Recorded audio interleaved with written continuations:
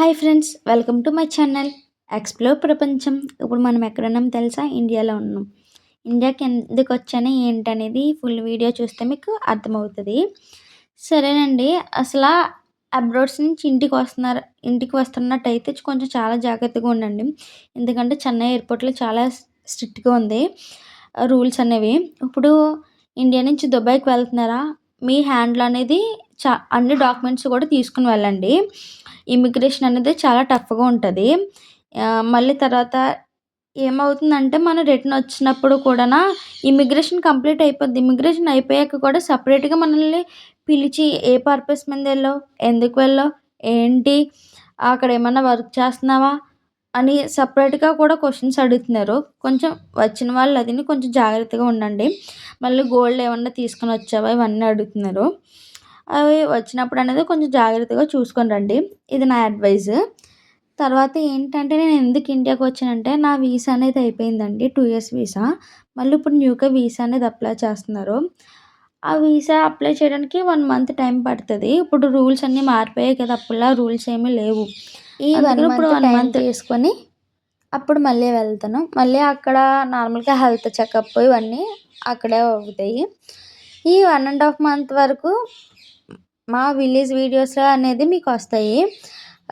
నేను ఎక్కడ ఉంటున్నాను ఏంటి అనేది ఈ వీడియోస్లో అనేది మీకు తెలుస్తుంది. నాది వచ్చి ఆంధ్ర, వైజాగ్ దగ్గర మాది. ఆంధ్ర దగ్గర అనకాపల్లి డిస్టిక్, నర్సీపట్నం.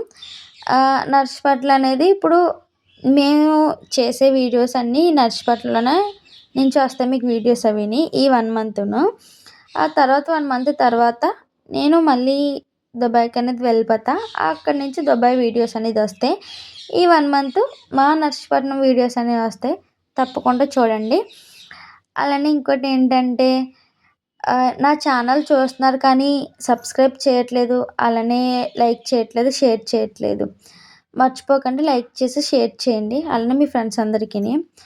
మళ్ళీ ఇంకో విషయం ఏంటంటే నేను చెన్నై టు మళ్ళీ డొమెస్టిక్కి రావాలి. చెన్నై నుంచి డొమెస్టిక్కి రావాలంటే ఇంటర్నేషనల్ నుంచి డొమెస్టిక్ ఎయిర్పోర్ట్కి రావాలి.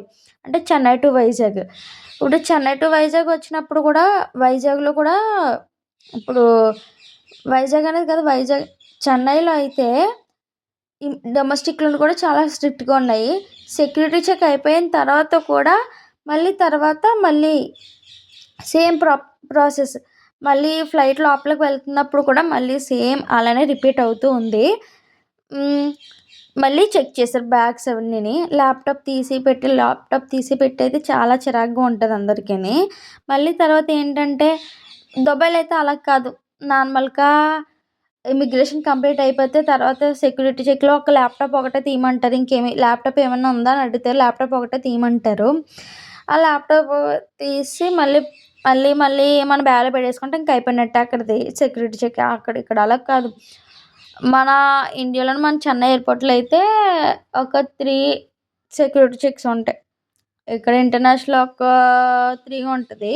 మళ్ళీ ఇప్పుడు డొమెస్టిక్ కొత్తగా రూల్స్ వచ్చాయి. డొమెస్టిక్లో 3 ఉన్నాయి.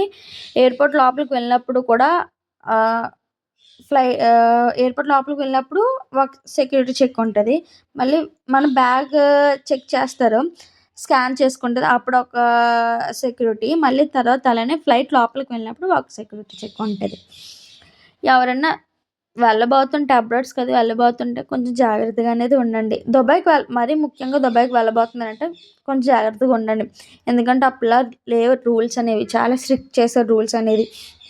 ఎందుకంటే రూల్స్ ఎందుకు స్ట్రిక్ట్ చేశారంటే ఇప్పుడు విజిట్ వీసా మీద అది వెళ్ళిన వాళ్ళు అదిని ఓవర్ స్టే అంటే ఎక్కువగా ఉండిపోతున్నారు, వాళ్ళు ఇంక రావట్లేదు. అందుకని అనేది ఇలా పెట్టారు, ఇలా చేంజ్ చేశారు. ఇస్క్యూ all guys, bye bye. Subscribe చేసుకోండి.